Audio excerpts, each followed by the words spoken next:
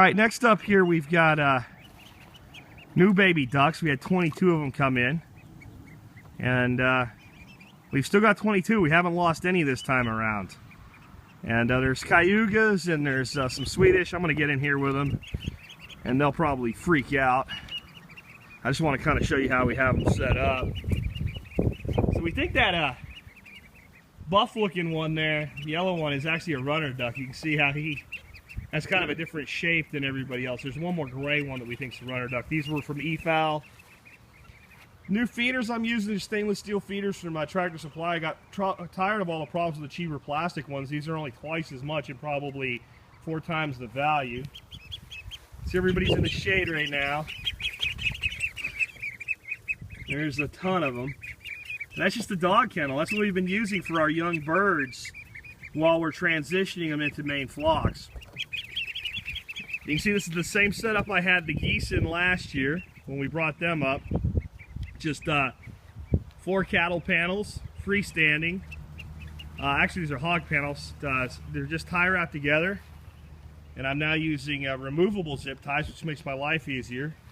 And then regular zip ties, we have some chicken wire attached to them.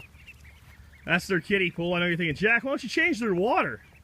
Well, it's about 2 o'clock in the afternoon, and I change that water about 10 a.m., so that's not that long.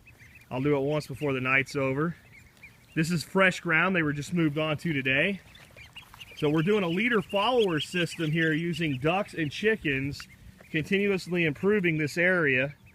And this is the very lush green area you've seen in videos in winter when everybody around me's brown.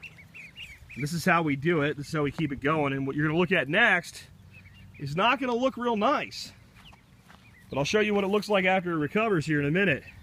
This is where they were for 2 days. This is where they left today. You can see they have really hammered it. And over here we have chickens, which I'll show you later, that they're following the ducks. You can see that area back there, the ducks really hammered. This area here is already well into recovery from the ducks. And what happens is those ducks leave their duck patties. They attract maggots and you know, flies that lay maggots, and they attract other insects.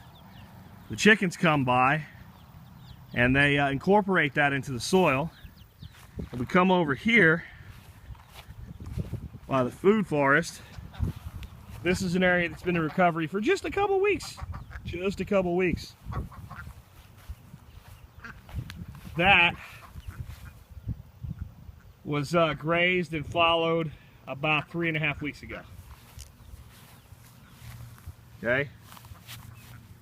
Give you an idea how lush that is. So that's how we keep this area looking really good. So I want to talk to you about the chickens, but I want to get in there when I do that, so I'm going to go ahead and make that its own little separate video.